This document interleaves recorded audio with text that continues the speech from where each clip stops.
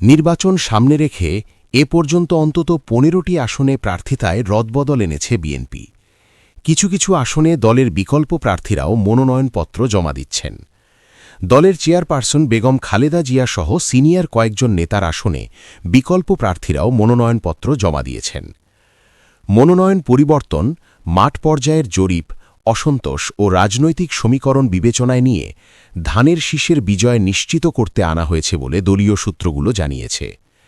বিএনপির ভারপ্রাপ্ত চেয়ারম্যান তারেক রহমান বগুড়া ৬ সদর আসনের পাশাপাশি ঢাকা ১৭, গুলশান বনানী ক্যান্টনমেন্ট আসন থেকেও নির্বাচন করবেন। ঢাকা ১৭ আসনের প্রধান সমন্বয়কের দায়িত্ব দেওয়া হয়েছে চেয়ারপারসনের উপদেষ্টা পরিষদের সদস্য আব্দুস সালামকে। তিনি আজ তারেক রহমানের পক্ষে মনোনয়নপত্র জমা দিয়েছেন।